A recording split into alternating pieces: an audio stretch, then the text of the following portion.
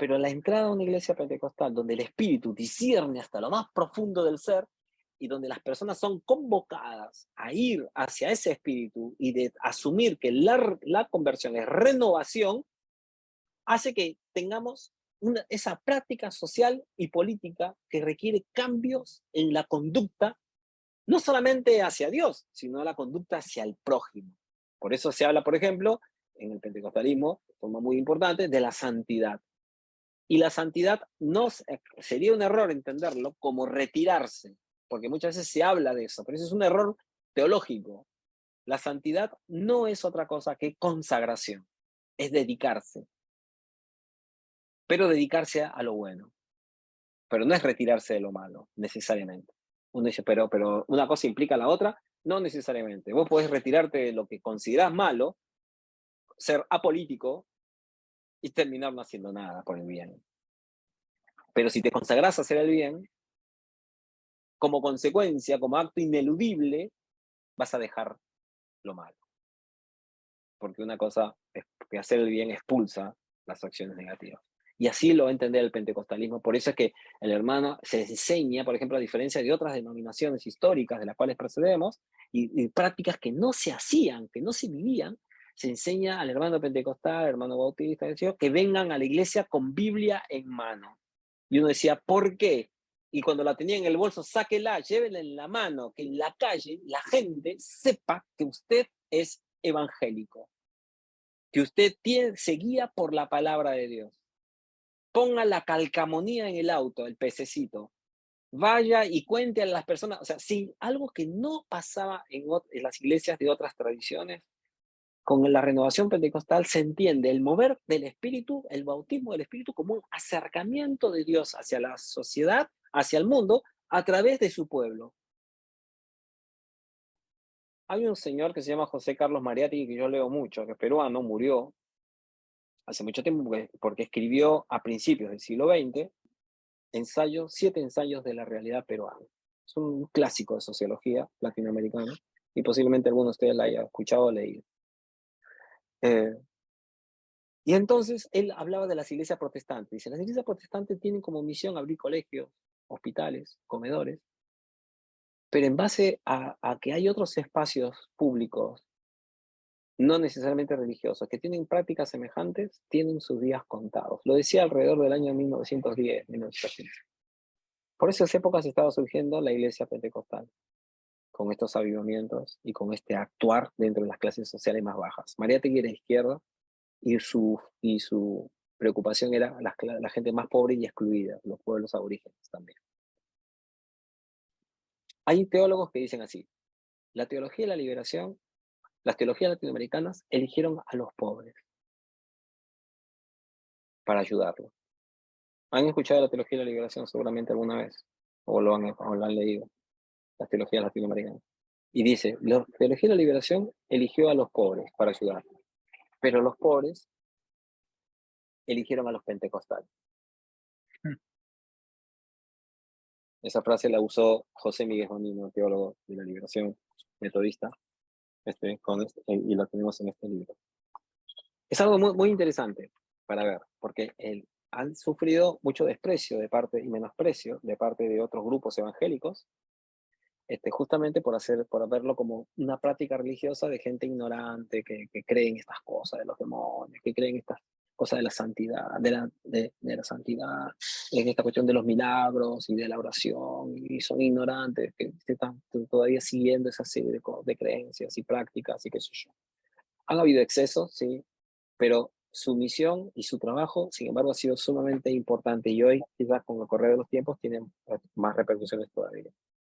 Pone el énfasis en el obrar divino para la salvación, y esto es algo que es sumamente importante. Entonces, la sanidad es vista como una señal de la presencia divina. Y esto es algo que se va a recuperar dentro del mundo evangélico con esta denominación. Es creer no solamente en la sanidad. Quizás el énfasis lo ponen demasiado en algunos casos al punto de que si no sos sano, o por ejemplo, si enfermas, es sinónimo de pecado y de que estás en pecado. Entonces es un extremo terrible, porque para este caso tendríamos que pensar que Pablo, todos los apóstoles y sobre todo Jesús de Nazaret fue un terrible pecador porque los mataron directamente. Pero sin embargo, algo que fue muy importante es pensar en la sanidad. Y acá entonces encontramos integralidad. El obrar del Espíritu de Dios no era solamente, no estaba dirigido exclusivamente al alma, sino también al cuerpo. También era preocupación de Dios nuestra salud. Y ahí entonces lo que es liberación, lo que es trabajo de poder vivir con plenitud la vida, viene a formar parte de la misión pentecostal. Y entonces las personas con problemas económicos, con problemas sociales, van a una iglesia que tiene un mensaje teológico que les enseña, que les dice que Dios va a actuar en todo su ser. Y además, ¿saben qué? Está lleno de testimonios, de acciones donde realmente eso sucedía. Ya sé que muchos hemos escuchado de personas que dicen, bueno, cuando se hacen las campañas de sanidad, hay un hermano siempre que hace como que tiene dificultades, pasa al frente, ¿viste? Para ser el primero y que otros animen. Una vez se escucha ese tipo de bromas, ese tipo de acciones. Pero no podemos negar, para quienes no participan de este grupo de iglesias o trepa con ellas, que estos hechos suceden y hay miles de testimonios de milagros y también de acciones en las que el milagro pasó por otros lados. En la que, por ejemplo, una obra médica, en la que hubo una verdadera preocupación por la salud física, sobre todo esto en los hombres, que los hombres siempre se aguantan hasta el último, no van al médico, no se hacen chequeos médicos porque somos fuertes, porque a nosotros no nos duele lo mismo que a las mujeres y qué sé yo, y se incentiva, sin embargo, allí una cultura de respeto hacia el cuerpo como templo del Espíritu Santo y se incentiva a tener prácticas de salud. Centros de recuperación de adicciones a drogas prohibidas y alcohol. Y esto es algo muy característico de iglesias pentecostales. ¿Por qué? Porque se enfatiza de forma muy importante el milagro. Y mientras que en otros espacios teológicos, protestantes y evangélicos, se tiende un poco más hacia la racionalidad y con ello hay veces, no digo que siempre, hacia cierto pesimismo o conformismo, en la iglesia pentecostal se incentiva lo imposible. Y personas con problemas de drogadependencia a sustancias prohibidas y al alcohol suelen ser objeto de desecho. No es casualidad que estadísticamente en el mundo evangélico las iglesias que más ministerios tienen de acompañamiento y de recuperación a personas con problemas de adicciones, que son casos, sabemos nosotros que son sumamente difíciles, vienen de iglesias de corte teológico o histórico pentecostal, en la que todavía hay esa mirada hacia lo imposible y esa creencia de que Dios, esa práctica radical de que Dios puede lo que no se puede. Entonces, seguramente han escuchado ustedes de muchos centros y de trabajos y de personas, de iglesias con ministerios de sanidad hacia personas con problemas de adicciones. Que no era una oración y ya te sale la adicción, sino con casas, hogares, con pastores, con historias de adicción que fueron recuperados y que luego van y ayudan a otras personas con historias semejantes, ¿no? Y otro tema es la ayuda de la restauración familiar. Cuando vos decís a una persona que deje el alcohol o prácticas del alcoholismo, estás hablándole de una práctica social, porque esa persona no solamente bebía quizás cada tanto una copa de vino, sino que esa persona también era un hombre golpeador, posiblemente, una persona despilfarrador del dinero. Entonces, cuando conoce a Cristo y recibe ese concepto de renovación, que no es solamente venir a la iglesia, ser bautizado y sumarse ahora a cantar canciones, no, no, sino que la convocatoria es radicalmente, la conversión radical, uno está ejerciendo, influyendo en esa persona para un cambio social profundo. Si eras padre de esta manera, no lo puedes seguir siendo, tienes que cambiar. Y muchas personas cuentan historias. Yo bebía, yo era jugador compulsivo, yo engañaba a mi mujer, yo engañaba a mi esposo, yo era una madre abandonada, que abandonaba a sus hijos, yo era personas que tenían sentenciadas su vida, discriminadas porque ser madres solteras, como se llama, qué sé yo, en la iglesia pentecostal reciben acogida y terminan siendo incluso líderes, valoradas, respetadas, queridas. Un detalle que no se ve en otro perfil de iglesias necesariamente, no digo que no lo haya, necesariamente. Bueno, me gustaría compartir dos cositas de la iglesia anabautista. ¿Puede ser, Tomás? Después, si Sí, nos da el tiempo, vamos a la iglesia, quería contar la historia de esta hermana. Mira, ¿lo podemos escuchar? 5 minutos. El testimonio de Mónica. sí. Me gustaría que lo vean. ¿Están ahí? Álcenme el Sí, dedito que sea para saber que están, porque por ahí se fueron, entonces no lo paso. Pero si están ahí, gracias a quienes están con sí, las cámaras encendidas. Digo, los que están con la cámara apagada, están por sí, ahí. Me gustaría sí, compartir este testimonio. Es una amiga Sí, sí, personal muy está querida buenísimo. y va a Nueva York porque ella radica allá también. Es argentina, su esposo también, y es amiga de Tomás también, es amiga nuestra. Y este video es más, lo hicimos con Tomás hace unos años.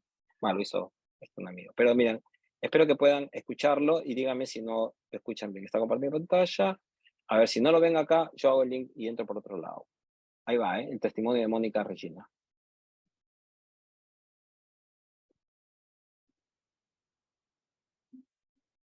¿Lo pueden oír? ¿No? Denme un segundo. Esto.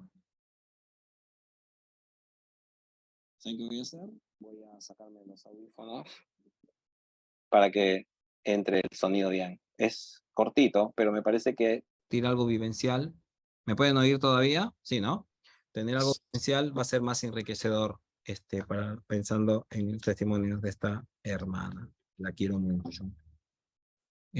A ver, vamos a ver. Acá voy, ¿eh? Deme un segundito que ya estoy, ¿eh?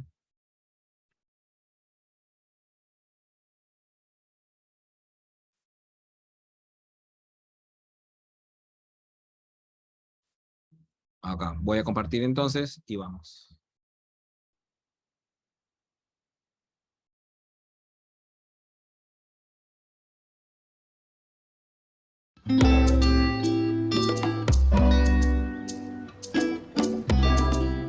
Ya lo oyen, ¿no?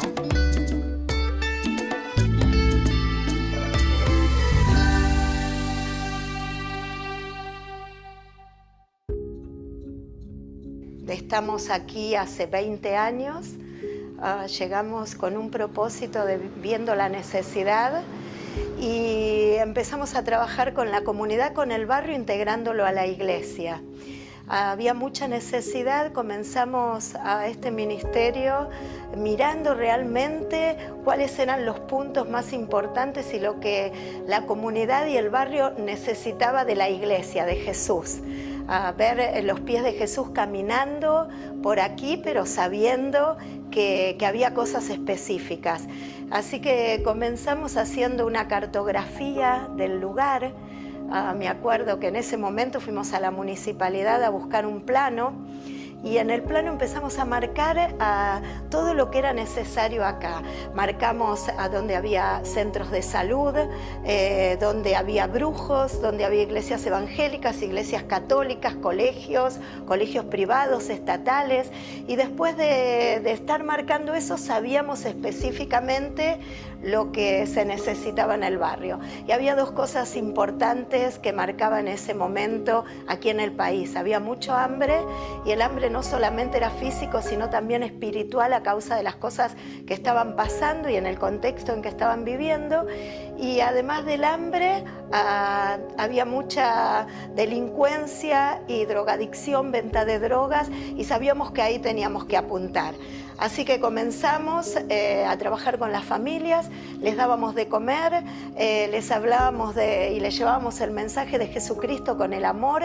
Sabíamos que no era solamente leerles la palabra o estudiar la palabra, sino que había que mostrarle, acompañarlos y caminar con ellos, y que era un poco el mensaje que nos dejó Jesús a nosotros, ¿no? De caminar con la gente y meterse, encarnarse en la necesidad que ellos tenían.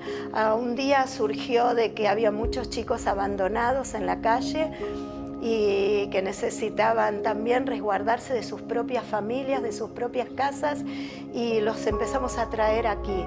No había lugar donde ellos se quedaran, pero sí había una necesidad de arrancarlos de sus propios hogares. Entonces empezamos aquí en este salón a tirar colchones y los chicos se quedaban a dormir acá, hasta que un día se armó realmente el centro de rehabilitación y empezamos a trabajar con todos los muchachos que estaban por aquí perdidos en las drogas, y ellos son ahora líderes aquí en la iglesia. desde la persona que me secunda cuando yo no estoy, hasta todos los muchachos que hoy se han podido ver. Ellos han salido de la droga, están aquí y cada uno han crecido de la mano del Señor, han formado familias, han estudiado, han crecido y hoy están aquí sirviendo al Señor. Lo único que se puede ver aquí es el amor de Dios. Con el amor de Dios esto creció, no había ningún tipo de recursos, pero sí había mucho amor y sabíamos que la mano poderosa de Dios iba a estar moviéndose de una manera especial.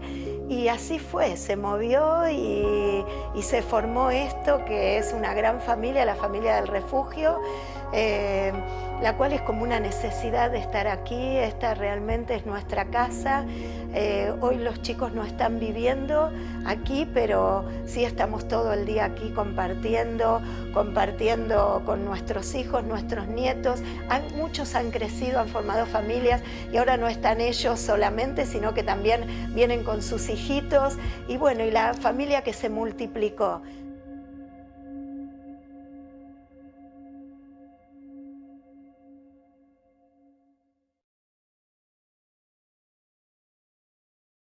Bueno, ella se llama Mónica, su apellido es Regina, descendencia italiana, como muchos aquí en Argentina. Y estaba en ese momento casada con Alfonso Rush, que luego tuvo un accidente y falleció, y enviudó. Pero ambos empezaron ese ministerio, en ese barrio, que yo que vivo en Buenos Aires, es bravísimo, bravísimo. Y empezaron con un ministerio con chicos en problemas de adicciones, que eran delincuentes la mayoría de ellos. Delincuentes de arma, puñal y todo, bravos. Algunos de ellos habían incurrido en delitos más graves. Cuando no había forma, cuando notaron que los chicos, entre otras cosas, necesitaban cariño, contención familiar, lo que sea, se encontraron con, ella cuenta, ¿no? Se encontraron con esa situación. Yo los estoy llamando, les estoy hablando de amor, de que Dios los ama, de que Dios los contiene, que Dios los cuida, pero cuando termino de hablarles, se van a la casa, que es un infierno. O sea, estaba llena de cocinas de pasta básica de cocaína, ese barrio. No es figurado, ¿eh? Cada vez que íbamos, o sea, que nos invitaba cuando hicimos amigos, realmente era bravazo. Y entonces les dijo, bueno, quédense a dormir. Miren, está hablando de hombres ya, mayores, que la ven, la adoran, la aman, pero ella y su esposo hicieron eso. Tenían un chalet hermosísimo en un barrio cerca, que casi no lo habitaron, porque se la pasaron viviendo ahí, porque era la forma como podían contener a los chicos, encarnándose y yéndose a vivir ahí adentro. Y realmente en el barrio los respeta todo el mundo, las quieren, ella camina a cualquier hora, y no hay quien la toque, ni nada, porque la quieren, porque saben que ha hecho bien a segunda, tercera generación, y ha hecho un impacto social sumamente importante, porque rompe los estereotipos: el adicto no sirve, el adicto es malo, seguramente fue esto, fue lo otro. Y cuando Dios restaura a esas personas, el cambio es tan fuerte que dan testimonio en sus propias familias, y es que la iglesia está conformada por muchas personas que se convirtieron a raíz del testimonio de otros. Entonces, esa es la forma integral como ellos han estado trabajando. La encarnación, no estoy hablando de semanas, ustedes saben cómo es el tema de las adicciones, ¿eh? Eso no pasa en semanas. Ellos pasaron años viviendo en ese lugar, turnándose como pareja, quedándose ahí y todo. Y cuando uno va y a veces se juntan, los más antiguos cuentan, ¿no, Tomás? Cuentan los testimonios, los mismos chicos, de las cosas que vivían ahí, con Alfonso y Mónica. Quizás, no sé, estamos para 10 minutos más, Tomás, y contar lo de la Iglesia Anabautista, algunos detalles complementarios a esto, quizás. Bueno, después les podemos pasar el link de este video si lo quieren volver a ver, que es algo muy importante. Bueno, la Iglesia Anabautista proceden de la denominada Reforma Radical. La Reforma se piensa siglo XV, siglo XVI, principio del siglo XVI, y acá quizás de las Reformas Radicales empieza a fines del siglo XVI, principio del siglo XVII, pero siglo XVI, no. ¿Por qué se le llama radical? Porque se vio la primera reforma en la que se ve que la iglesia se separa de de la Iglesia Católica, pero sigue con muchas perspectivas semejantes a la Iglesia de donde salía, sobre todo la vinculación de la Iglesia con el Estado, y así una serie de otras prácticas que tenían repercusiones sociales y políticas y espirituales muy importantes. Entonces se les llama radical porque estos se van a separar radicalmente, drásticamente, al punto que históricamente, ustedes ya deben de haber escuchado, fueron perseguidos por tanto luteranos, anglicanos menos, pero por luteranos y reformados, tanto como por la Iglesia Católica.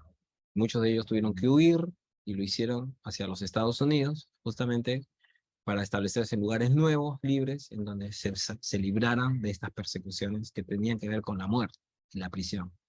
Surgen en medio de sus filas, de las iglesias pentecostales, de las iglesias protestantes, pero también surgieron como grupos independientes que tenían la influencia de iglesias protestantes ya, pero que al leer las escrituras entendieron, o según su punto de vista, comparto, entendieron una separación o ciertas prácticas. Algunos nombres es Wilhelm Röbling, Felix Manz, John Broadley, George Blauroch, Konrad Grebel, y todos ellos, muchos de ellos de ascendencia suizo-alemana.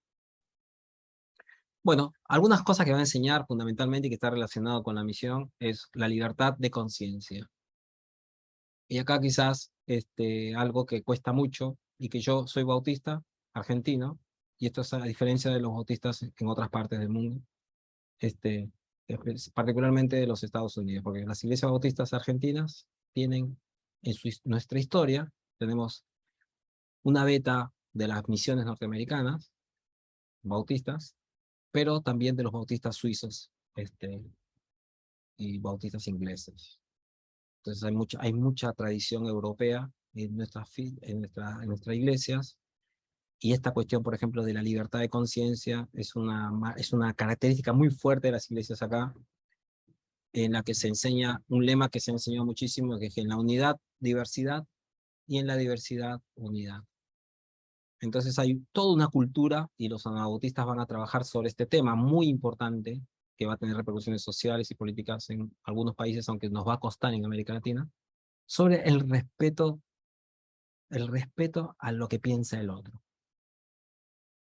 Y sobre una cultura de la discrepancia, pero no de la persecución, no de la intolerancia, en el nombre de la santidad o de la fidelidad a la fe, y qué sé yo. Entonces, la libertad de conciencia es un punto muy importante, que está relacionada ¿a qué? Al bautismo de adultos. Una de las formas más grandes que va a haber, en la que va a haber cambios más grandes con las iglesias, de las iglesias protestantes, es justamente en este aspecto. Ellos hablan de, bueno, las personas, para tener los rituales que hacen que una persona se identifique como cristiano, deben de proceder o deben de ser practicados por personas con la suficiente conciencia de lo que están haciendo para hacerlo por voluntad propia. Y entonces eso lo van a decir ellos. Entonces, por lo tanto, estuvieron en contra del bautismo de niños. Ahora, esto tiene que ver con toda una cuestión política, porque no era solamente por el bautismo. Tenía que ver que, por ejemplo, si yo nací en Alemania, no tengo por qué ser luterano si no quiero serlo. No tengo por qué ser reformado, no tengo por qué ser anglicano, por el solo hecho de haber nacido en Suiza, en Francia o en Inglaterra. O sea, las personas deben de tener la libertad de elegir si dan dinero o no dan dinero. Las prácticas religiosas tenían que ver con las prácticas sociales. Y esto va a replantear una serie de cosas. La reforma de la iglesia. ¿Por qué tal persona es presbítero? ¿Por qué tal persona es pastor o anciano? ¿Quién lo faculta? ¿Quién le da la autoridad? ¿Lo serán por siempre? Y luego, desde esa mirada de prácticas microsociales, prácticas pequeñas, viene la mirada política más amplia. ¿Por qué tenemos reyes?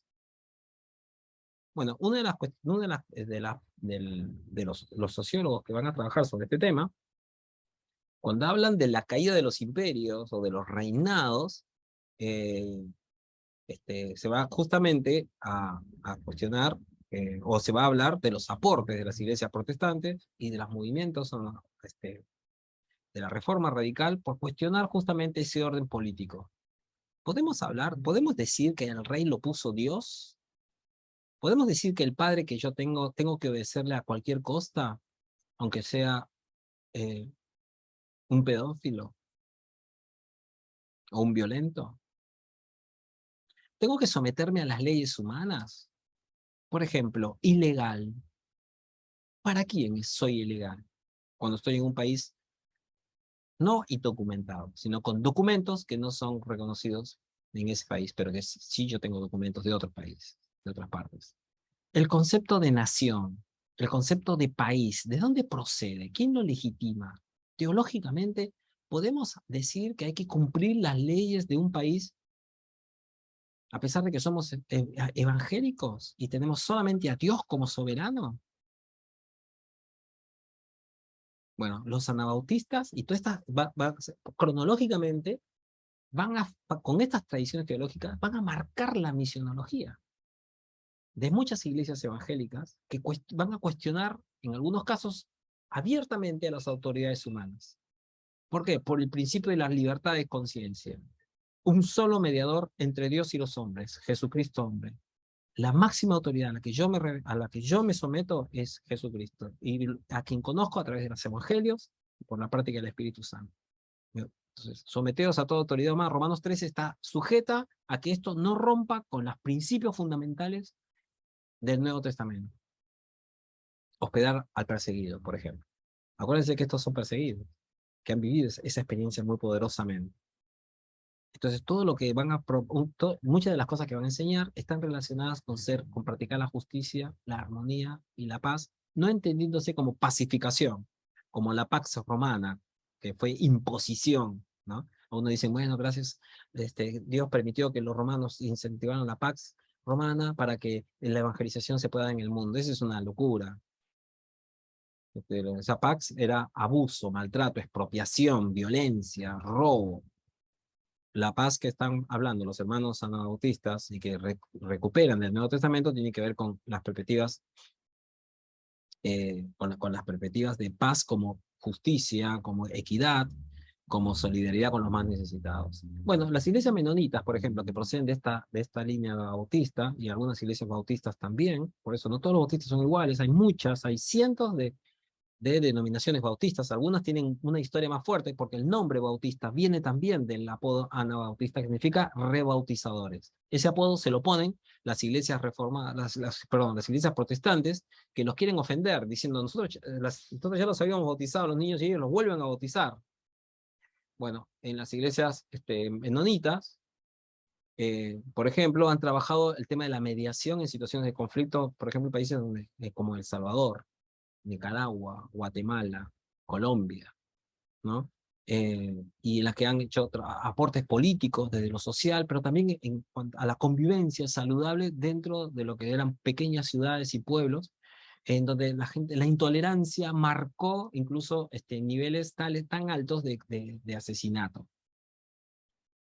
Y esto ha sido una herencia muy fuerte y muy importante porque no siempre se ha percibido, muchos quizás no conocemos iglesias menonitas, y sin embargo, los que han inspirado trabajos de mediación y de paz, y de diálogo, y de convivencia, sin violencia, quizás estaban trabajando desde lugares desde lugares de estas iglesias.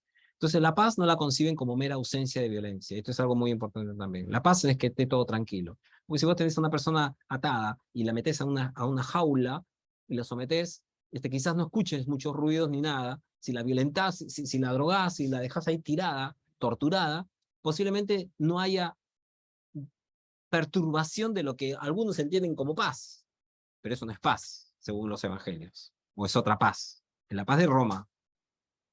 Es la paz de la indiferencia. Si vos no mirás al que está durmiendo en la calle porque lo estigmatizás como alcohólico, como drogadicto, como ladrón, como malo, como negro, como lo que fuese, y el término que quieras usar para hablar de alguien estigmatizado negativamente, posiblemente tengas paz. La paz que sobrepasa todo entendimiento puede ser también evasión, puede ser sublimación de un tema que dices, yo dejé de fumar y ahora el Señor me ha cambiado la vida.